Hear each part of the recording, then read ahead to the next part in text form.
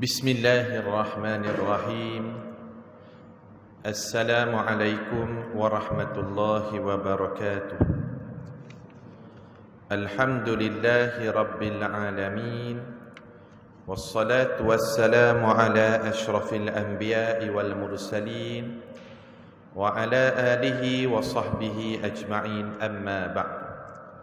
Yang sama-sama kita hormati dan kita muliakan ahli jawatan kuasa Masjid At-Taqwa, Tuan Imam, Tuan Bilal, para alim ulama, pemimpin-pemimpin masyarakat, muslimin muslimat, insya-Allah kita semua termasuk dalam kalangan hamba-hamba Allah yang dimuliakan di sisinya pada malam ini. Amin ya rabbal alamin, insya-Allah. Malam ini pertemuan kita kali yang ke-6 daripada kuliah pengajian berkitab kita, iaitu kitab 77 cabang iman, ataupun dalam bahasa Arabnya disebut sebagai Min Syu'abil Iman lil Baihaqi, ringkasan kitab cabang iman oleh Imam Al-Baihaqi rahimahullahu ta'ala. Dan pertemuan kali yang ke-6 pada malam ini kita akan bincangkan pada cabang iman yang ke-8. Cabang iman yang ke-8 membicarakan tentang wajib beriman kepada perhimpunan manusia selepas dibangkitkan dari kubur menuju ke mahsyar. Wajib kita beriman bila kita mati kelak, satu hari nanti saya dan tuan-tuan akan bangkit balik daripada kubur masing-masing ataupun tempat kita meninggal masing-masing untuk kita dihimpunkan menuju ke dalam alam yang keempat, namanya alam mahsyar. Ini malam ni kita nak bincang tentang kehidupan di alam mahsyar, perhimpunan manusia di padang mahsyar tersebut. Firman Allah Ta'ala, kita tengok dulu muka surat yang ke-7. Allah Ta'ala berfirman, A'udzu billahi minasyaitonir rajim. ألا يظن أولئك أنهم مبعوثون ليوم عظيم يوم يقوم الناس لرب العالمين. Surah Al-Mutaffifin ayat yang keempat hingga ayat yang keenam. Maksudnya, tidakkah manusia menyangka bahawa mereka akan dibangkitkan semula selepas daripada mereka meninggal dunia, iaitu pada hari kiamat yang amat besar huru-haranya, dan hari itu hari berdiri segala manusia menghadap Allah Subhanahu wa ta'ala, Tuhan sekalian alam.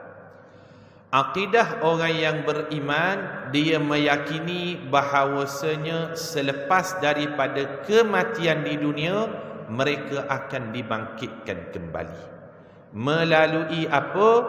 Melalui satu anggota badan yang disebutkan oleh Nabi sallallahu alaihi wasallam, namanya ajbuz zanab. Ajbuz zanab. Ajbuz zanab ni tulang belakang tu yang paling last sekali, tulang ekor. Melalui tulang itulah yang tidak hancur, kata Nabi sallallahu alaihi wasallam, manusia akan dibangkitkan kembali. Tuan-tuan boleh cek belakang masing-masing ada tak tulang tersebut. Kalau tak ada, bagi tahu awal-awal malam ni. Melalui tulang itulah, kata Nabi sallallahu alaihi wasallam, ajbuz zanab, manusia akan dibangkitkan untuk digerakkan menuju ke padang mahsyar Allah. Ini alam jauh sikit tak? Terlalu kuat. Oh, kuat. Okey. Okey. Minta jauh sikit. Kuat sangat. Ni okey. Okey.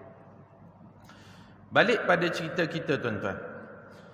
Malam ni kita bincangkan tentang cabang iman yang ke-8, tentang beriman dengan perhimpunan manusia di padang mahsyar. Saksi di padang mahsyar ni di dalam Al-Quran akan ada 5 saksi. Di padang mahsyar ni akan ada 5 saksi terhadap diri kita. Saksi yang pertama di padang mahsyar, Allah Ta'ala itu sendiri. Allah yang akan menjadi saksi di atas segala macam apa yang kita lakukan di dunia. Ini kita boleh rujuk antaranya di dalam surah Al-Buruj pada ayat yang ke-9.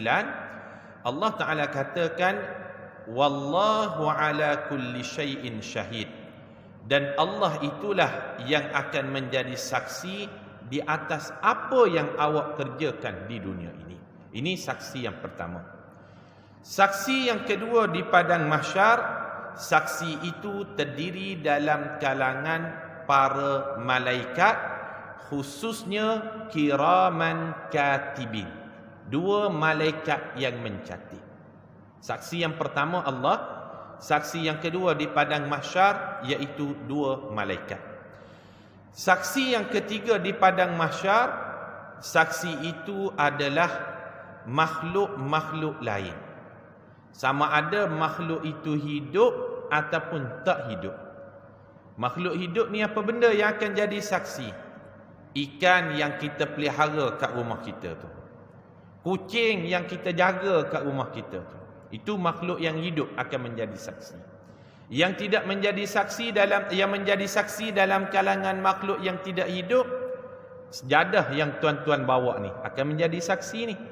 Kereta yang kita naik untuk datang ke masjid, itu juga akan menjadi saksi yang melibatkan segala pergerakan kita, segala amal kita, itu akan menjadi saksi di hari akhirat kelak.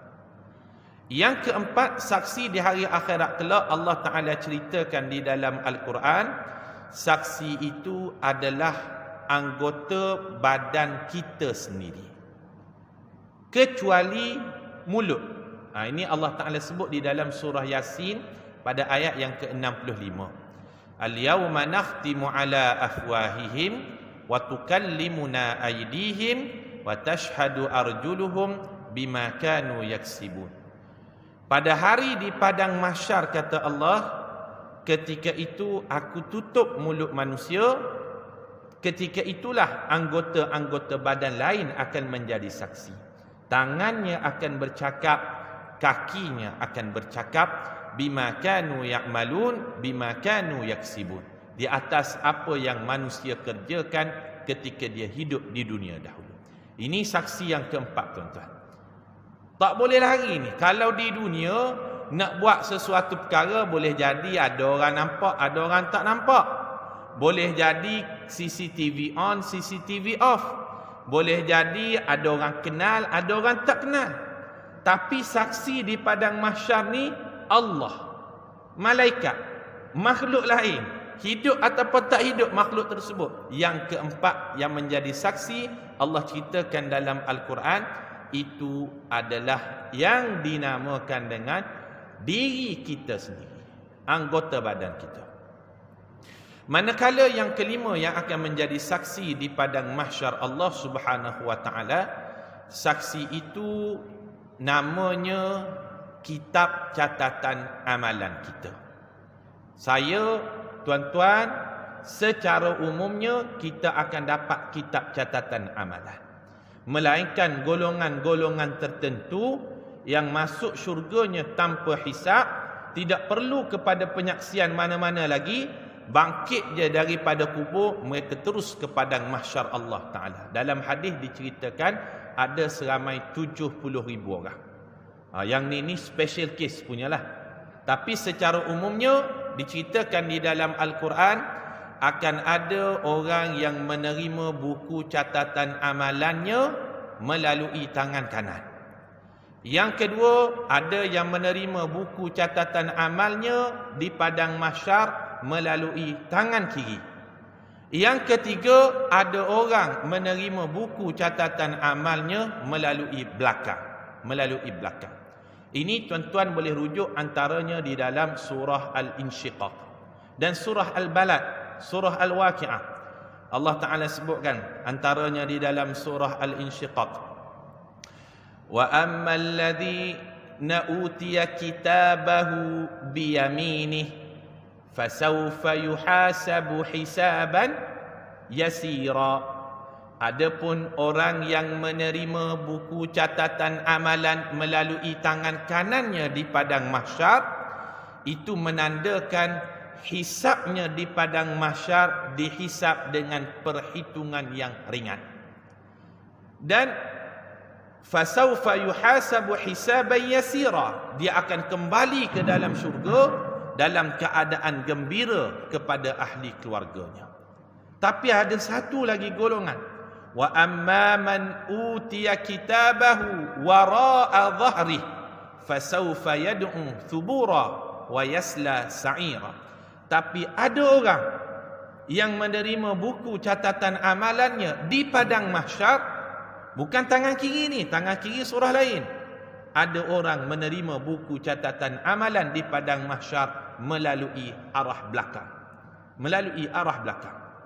Apa maksud orang itu menerima buku catatan amalan melalui tangan belakang? Itu menandakan dia termasuk dalam golongan yang Allah tak sudi nak pandang wajahnya di padang mahsyar. Ini cerita yang dirakamkan di dalam Al-Quran, tuan-tuan. Sebab itulah Rasulullah sallallahu alaihi wasallam sebut, man sarrahu an yanzura ila yaumil qiyamah ka'annahu ra'yal 'ain falyaqra idza asy-syamsu kuwirat wa idza as-samaa'u fatarat wa idza as-samaa'u syaqqat. Sesiapa yang ingin untuk melihat gambaran suasana hari kiamat seolah-olah dia lihat dengan mata kepala dia sendiri, maka awak bacalah 3 surah ini, kata Nabi sallallahu alaihi wasallam. Nak tengok cerita hari kiamat, kronologi hari akhirat, kronologi berlakunya bagaimana peristiwa padang mahsyar bagai-bagai, maka kata Nabi, bacalah 3 surah ini. Yang pertama surah At-Takwir, yang dimulakan dengan firman Allah, idza syamsu kuwirat, apabila matahari digulung, cerita hari kiamat. Yang kedua surah yang dimulakan dengan firman Allah, idza as-samaa'u fatarat, iaitu surah Al-Infitar. Apa maksud idza as-samaa'u fatarat? Apabila langit runtuh, kata Allah. Kiamat-kiamat berlaku ni, langit yang kita duduk atas bawah dia ni, satu hari nanti infatarat, runtuh, berkecai. Yang ketiga, bacalah surah yang dimulakan dengan firman Allah, idza as-samaa'u syaqqat, surah Al-Insyiqaq. Idza as-samaa'u syaqqat, surah Al-Insyiqaq. Apa maksud idza as-samaa'u syaqqat? Apabila langit terbelah, itu maksudnya. Apabila langit terbelah. Kalau nak tahu cerita tentang hari kiamat, bagaimana suasana umat di padang mahsyar, bagai-bagai, maka bacalah dan telitilah serta tadabburlah 3 surah ini. Jadi malam ni kita bincangkan tentang suasana di padang mahsyar. Cabang iman yang ke-8. Maka ada orang menerima buku catatan amalnya melalui tangan kanan. Ada orang menerima buku catatan amalannya melalui tangan kiri. Ashabus shimali ma ashabus shimal, dalam surah Al-Waqi'ah kan. Bahkan dalam surah Al-Balad Allah Subhanahu wa taala sebut, antaranya kata Allah, falaqtahamal aqabah wa ma adraka mal aqabah fakku raqabah au it'amun fi yaumin dhi masghabah yatiman dha maqrabah au miskinan dha matrabah. Kemudian Allah Taala cerita golongan kanan, golongan kiri. Thumma kana minal ladina amanu wa tawasaw bis sabri wa tawasaw bil marhamah ulaika ashabul maimanah. Mereka itulah golongan kanan. Walladzina kafaru biayatina hum ashabul mash'amah alaihim narum muqsadah. Sama ada orang yang kafir itu ataupun orang yang mendustakan ayat Allah, mereka itulah golongan kiri, mereka akan berada di dalam neraka Allah. Jadi kita faham pada malam ni, saksi yang kelima itu adalah buku catatan amalan kita. Maka orang yang terima buku catatan amalan di padang mahsyar ni, secara umumnya akan ada 3 golongan, 3 cara. Yang pertama melalui tangan kanan, yang kedua melalui tangan kiri, yang ketiga melalui arah belakang. Arah belakang tu apa maksudnya? Golongan yang tidak sudi dipandang wajahnya oleh Allah Subhanahu wa taala di hari akhirat kelak. Allah Taala tak ingin pun nak lihat wajahnya. Siapa golongan ini disebut banyak di dalam hadis Nabi sallallahu alaihi wasallam. Salah satunya al-aqu liwalidayh, orang yang derhaka kepada ibu ayahnya, golongan yang tak dipandang wajahnya oleh Allah Taala. Salasatun la yanzurullahu ilaihim yaumal qiyamah, 3 golongan yang tidak akan dipandang wajahnya pada hari kiamat. Wala yanzuru ilaihim wala yuzakkihim, dosa-dosa mereka tidak akan disucikan Allah. Walahum azabun alim, dan 3 golongan ini akan dikenakan azab yang pedih. Yang pertama, al-aqu liwalidayh, orang yang derhaka kepada ibu bapanya. Yang kedua, ailun mustakbir, orang miskin tapi sombong. Miskin tapi sombong. Kalau kaya sombong tu kita fahamlah. Dahlah miskin, cakap Allahu Akbar, hargahnya nana. Orang kaya kalau dia sombong boleh jadi dia megah dengan kekayaan dia. Tetapi orang miskin sombong di dunia orang tak pandang, di hari akhirat Allah Taala tak pandang. Ini golongan yang kedua disebutkan di dalam hadis Nabi sallallahu alaihi wasallam. Dan yang ketiga disebutkan oleh Nabi sallallahu alaihi wasallam, golongan yang tak dipandang wajahnya di hari akhirat kelak adalah orang tua ataupun orang yang sudah berkahwin tetapi melakukan zina.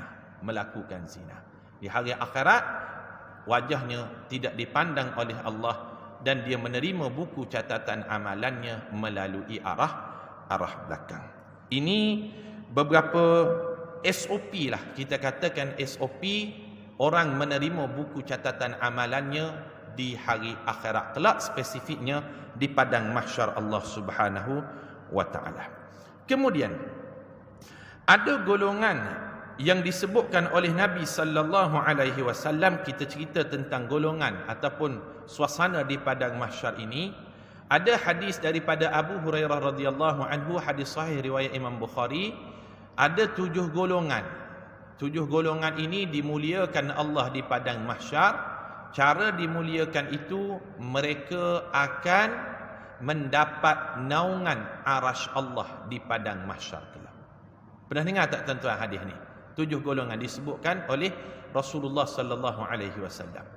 Dalam Al-Quran Allah Taala ceritakan 7 golongan ini bagaimana wajah mereka di hari akhirat. Yauma tabyaddu wujuhun wa taswaddu wujuhun.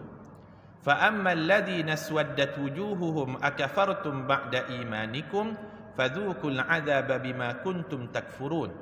Wa ammal ladzina biyaddat wujuhuhum fa fi rahmatillah hum fiha khalidun.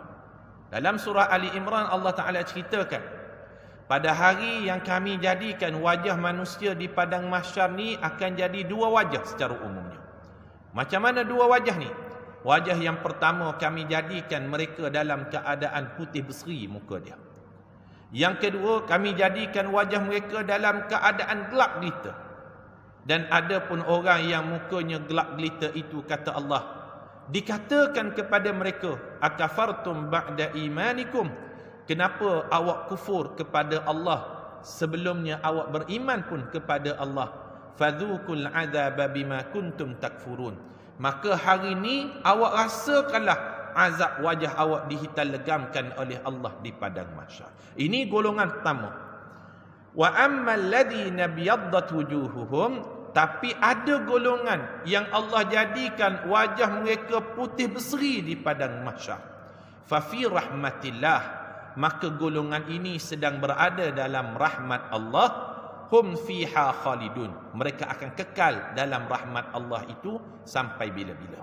Siapakah wajah mereka diputih berserikan di padang mahsyar? Maka datanglah hadis Nabi sallallahu alaihi wasallam menceritakan 7 golongan yang sedang mendapat rahmat Allah di padang mahsyar. Sab'atun yudhilluhumullahu fi dhillihi yauma la dhilla illa dhilluh. Ada 7 golongan yang akan mendapat naungan arasy Allah pada hari yang tidak ada naungan padanya melainkan hanya dari Allah Ta'ala. Siapakah 7 golongan tersebut? Anda sebut secara ringkas. Kebetulan kita sedang berada pada perbincangan di padang mahsyar, suasana di padang mahsyar. Yang pertama, kata Nabi sallallahu alaihi wasallam dalam hadis ini adalah al-imamul adil. iaitu pemimpin yang adil. Bila kita sebut pemimpin yang adil, jangan kita bayangkan pemimpin tu hanya YB saja tak. Hanya menteri, hanya esko, menteri besar dan menteri bagai-bagai tak. Pemimpin di situ termasuklah diri kita sendiri. Kita sebagai suami, ibu, anak bagai-bagai, kalau kita memimpin dengan adil, dengan selayaknya, maka kita juga termasuk dalam kalangan orang yang mendapat rahmat Allah, wajahnya diputih berserikan di padang mahsyar. Ini golongan yang pertama disebutkan oleh Nabi sallallahu alaihi wasallam. Golongan yang kedua, golongan yang mendapat rahmat Allah di padang mahsyar, disebutkan dalam hadis ini, rajulun qalbuhu mu'allakum fil masajid. Orang yang hatinya tergantung di masjid. Maknanya apa hatinya tergantung di masjid? Maksudnya dia istiqamah melazimi salat berjamaah di masjid. Seolah-olah hatinya tu melekat di rumah Allah. Ini golongan yang kedua. Golongan yang ketiga yang mendapat rahmat Allah di padang mahsyar, rajulun dzakarallaha khalian fafadat ainahu. Seorang yang bangun pada waktu malam, dia bertaubat di atas dosa-dosanya yang lepas sehingga mengalir air matanya melalui kedua-dua matanya. Dia menyesal sungguh-sungguh di atas dosa yang lepas. Ini golongan yang ketiga. Golongan yang keempat yang mendapat rahmat Allah di padang mahsyar, syabun nasha'a fi ibadatillah. Orang muda yang hidupnya membesar dalam beribadat kepada Allah. Ini spesifik orang muda Rasulullah sebut. Sebab biasanya jiwa muda ni jiwa yang jauh daripada ibadat kadang-kadang kan. Lalai bagai-bagai. Tapi kalau dia boleh betul-betul jaga ibadat dia pada Allah, dia akan dapat prestis tersebut di padang mahsyar. Ini golongan yang keempat. Golongan yang kelima disebutkan oleh Nabi sallallahu alaihi wasallam, rajulani tahabban fillah. Dua orang yang menyambung silaturahim semata-mata kerana Allah. Ada orang sambung silaturahim ni kadang-kadang nak jual produk, betul tak? Kadang-kadang ada udang di sebalik batu bagai-bagai. Tapi kalau dia sambung silaturahim berkasih sayang fillah semata-mata kerana Allah, dia mendapat prestis, akan diberikan naungan arasy Allah di padang mahsyar. Ini golongan yang kelima. Golongan yang keenam yang mendapat rahmat Allah Subhanahu wa taala di padang mahsyar, rajulun da'athu imra'atun dhata mansabin wa jamalin faqala inni akhafullah. Yang keenam, siapa lagi yang mendapat rahmat Allah di padang mahsyar? Salah satunya, seseorang diajak oleh orang yang berlainan jantina untuk melakukan maksiat. Di tempat yang sunyi, orang yang mengajaknya buat maksiat itu orang yang cantik, handsome, kaya, ada pangkat bagai-bagai. Tak ada orang tahu pun. Jawi tak tahu, Jais tak tahu bagai-bagai. Memang sembunyi betul. Tetapi boleh dia katakan, inni akhafullah. Aku tak nak buat sebab apa? Aku takut pada Allah. Siapa yang imannya sampai tahap itu, dia akan dapat satu prestis di padang mahsyar, iaitu diberikan naungan arasy Allah Ta'ala. Ini golongan yang keenam. Disebutkan oleh Rasulullah sallallahu alaihi wasallam. Hadis ini merupakan hadis yang sahih. Yang ketujuh, golongan yang mendapat naungan arasy Allah di padang mahsyar, rajulun tasaddaqa bi sadaqatin fa akhfaha hatta la ta'lama shimaluhu ma tunfiqu yaminuh. Iaitu orang yang menginfakkan hartanya tetapi tidak diketahui oleh tangan kiri apa yang dilakukan oleh tangan kanan. Maksudnya apa? Maksudnya dia buat tu jauh daripada riak. Ataupun dengan istilah kita, ikhlas semata-mata kerana Allah bila dia melakukan sesuatu infak. Orang yang berinfak, kalau dia zahirkan tak menjadi masalah kalau dia jaga niatnya. Tapi kalau dia berinfak sembunyi-sembunyi, jauh daripada riak bagai-bagai, mereka itu mendapat satu prestij yang khusus di padang mahsyar, diberikan naungan arasy Allah Ta'ala di hari akhirat kelak. Ini 7 golongan yang disebutkan oleh Nabi sallallahu alaihi wasallam di mahsyar kelak. Kemudian tuan-tuan, kita tengok muka surat yang ke-8 dalam kitab kita.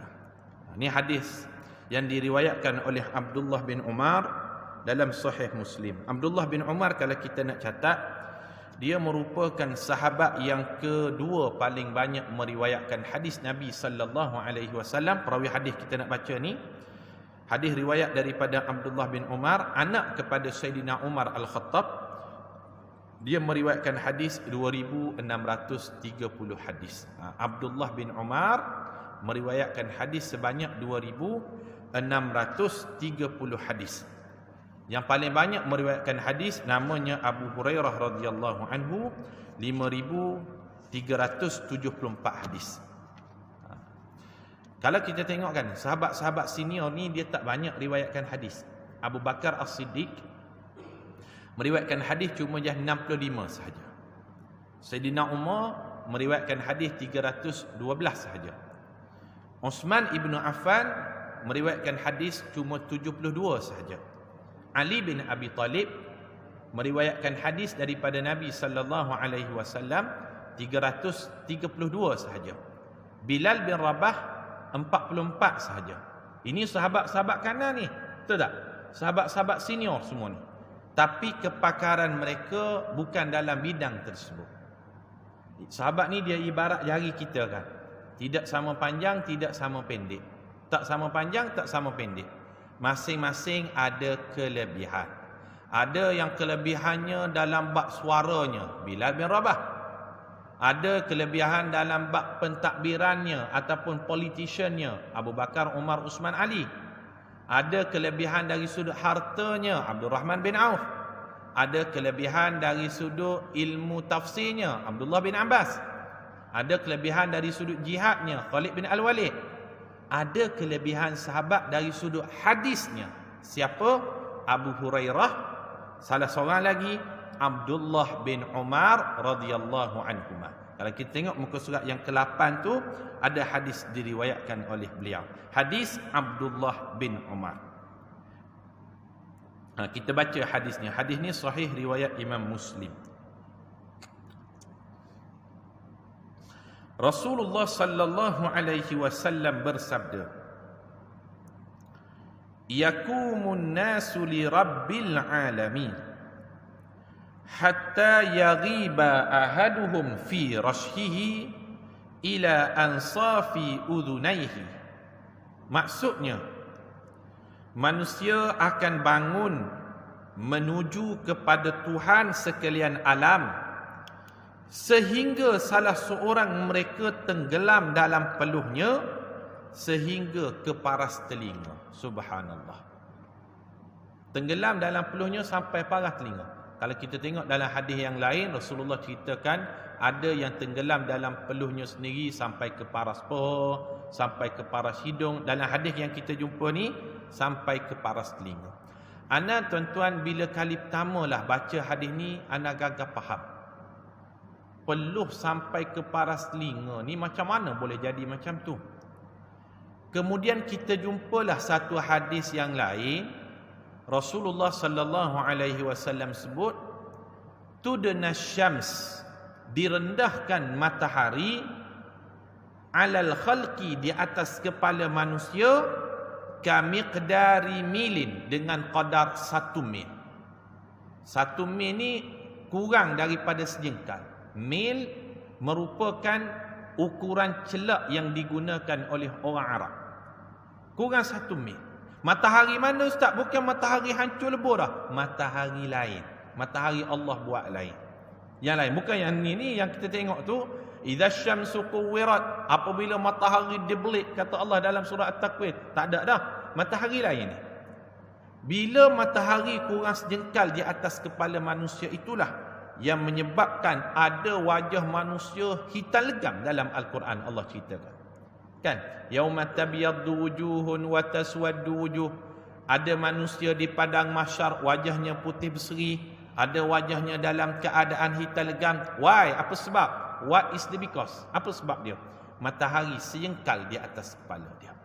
Maka salah satu efeknya lagi, kata Nabi sallallahu alaihi wasallam, manusia akan bangun menuju kepada Tuhan sekalian alam, sehinggalah salah seorang mereka tenggelam dalam peluhnya sendiri sehingga paras tengah telinganya.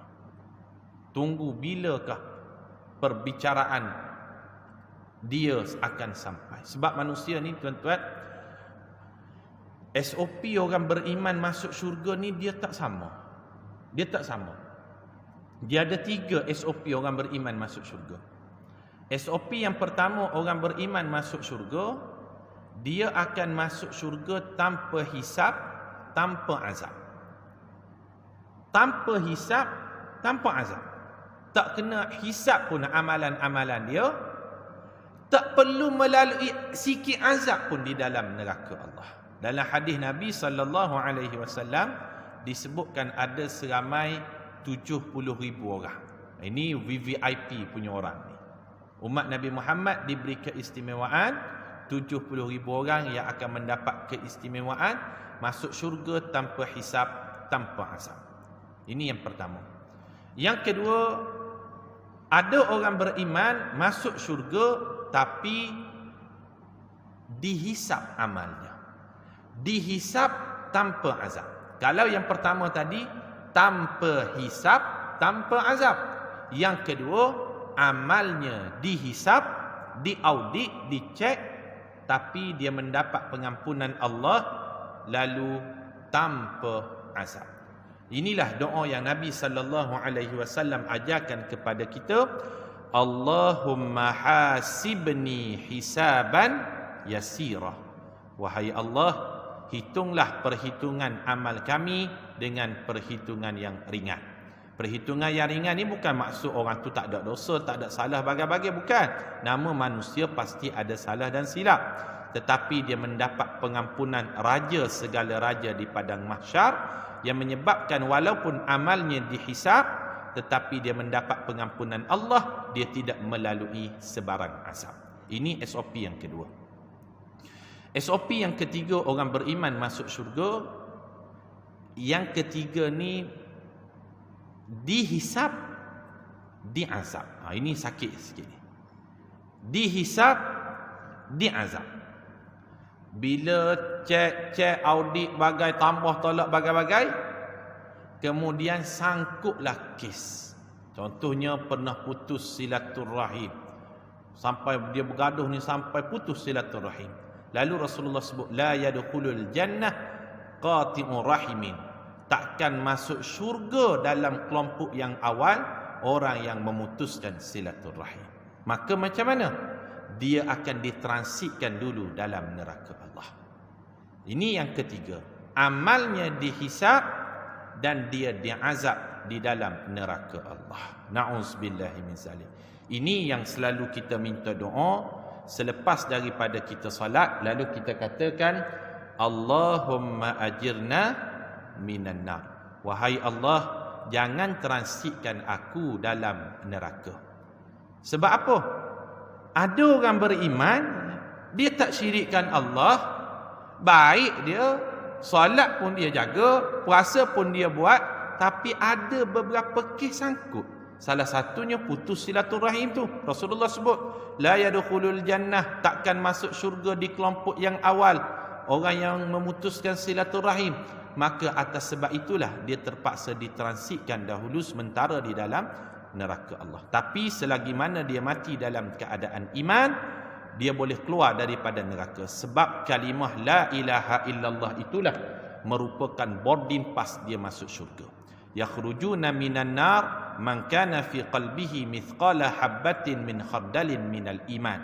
Allah akan mengeluarkan seseorang itu daripada neraka selagi mana ada iman di dalam dirinya walaupun sekecil biji sawi sekalipun. Tapi kita nak ceritakan di sini, SOP orang beriman masuk syurga tidak sama. Yang pertama, tanpa hisab, tanpa azab. Yang kedua, dihisab tanpa azab. Yang ketiga, dihisab dan diazab. Moga-moga kita termasuk kelompok yang pertama dan kelompok yang kedua. Wallahu alam, kita berhenti cabang iman yang ke-8. Kita akan masuk bulan depan cabang iman yang ke-9 insya-Allah. Assalamualaikum warahmatullahi wabarakatuh.